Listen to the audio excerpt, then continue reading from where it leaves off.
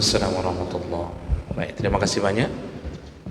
Yang pertama tadi, ketika uang penghasilan dari sesuatu kita kumpulkan, lalu kemudian uang itu berkurang sambil kita menunggu haul, ternyata uang itu turun ke bawah nisab, maka gugur tanggal nisab itu, gugur tanggal pembayarannya, jadi dianggap nol lagi. Nah, ketika dianggap nol lagi, lalu tiba-tiba ada penghasilan dari mungkin yang dari tempat yang lain masuk ke dalam penghasilan kita.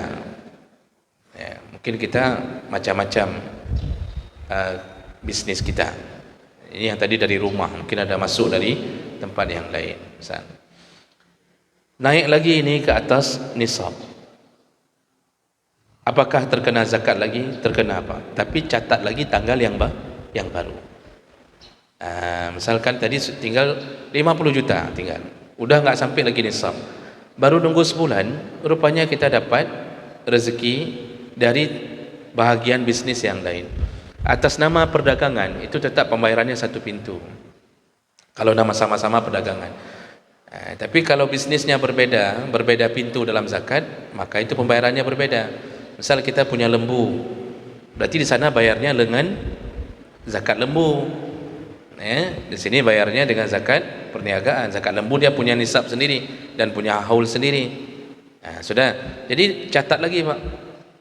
Nanti catatnya kapan naik di atas 70 juta, catat lagi di kalender, sudah sampai nisab. Tunggu lagi setahun. Sambil nunggu setahun, kurang lagi, gugur lagi. Selama dia bukan dengan sengaja mengurang-urangkan, maka dia tidak berdosa. Memang perlu.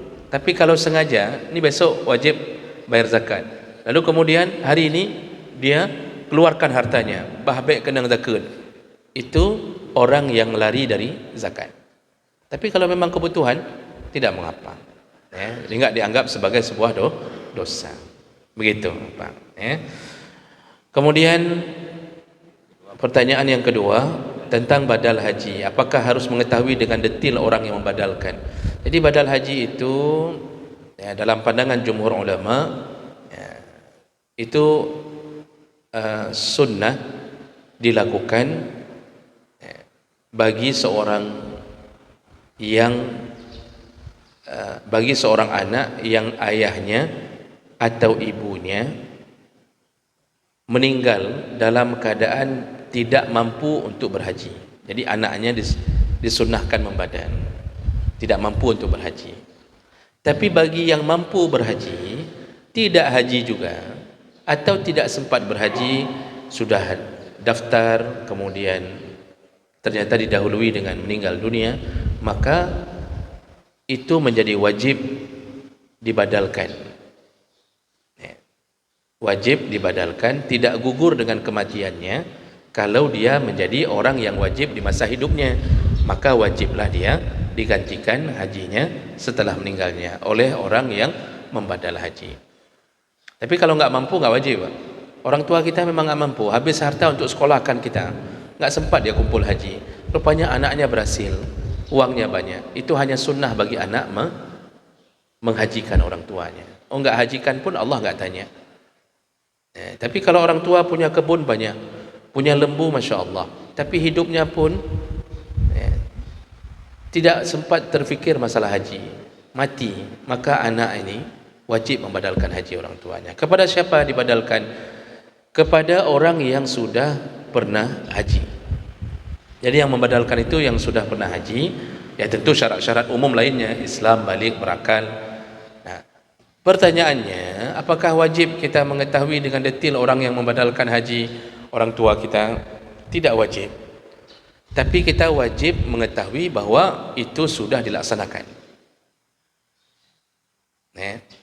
Nah, disinilah terjadi masalah. Pengalaman kami sewaktu menjadi mahasiswa,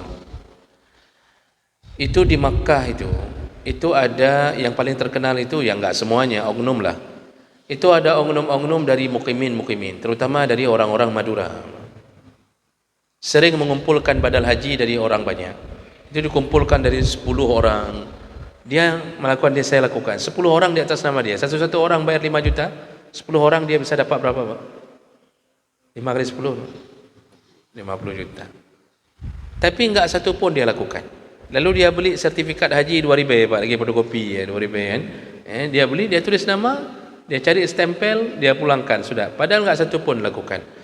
Nah ini kalau kita ketahui dari awal orang ini meragukan, maka kita berarti dianggap lalai.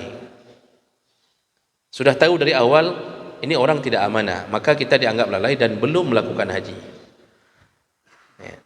Tapi kalau kita yakin orang ini amanah, kita kasih badal haji sama orang di kampung kita yang mungkin punya gelar, dianggap orang alim, kita sudah percaya. Ini badal haji. Dan kasih harta itu harus sesuai dengan jumlah yang dia berhak keluarkan untuk berhaji. Jadi kan orang yang membadalkan itu bagaikan orang tua kita sendiri. Berapa dia habis untuk pergi haji? Begitulah sebenarnya badal haji. Oh, dia habis kita 35 juta. Badal haji ya 35 juta kalau berangkat dari sini. Oh, kita ngambil mahasiswa Mesir. Berapa berangkat dari Mesir? Seperti dia berhaji. Kebutuhan makannya, perjalanannya, berapa habis?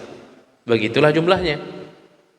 Kita yakin ini amanah nih orang. Rupanya dia tidak melakukannya. Maka kita terbebas. Kita sudah dianggap melakukannya dan dialah yang menanggung dosa dari kecurangan itu. Yang untuk mengetahui dengan detail enggak wajib.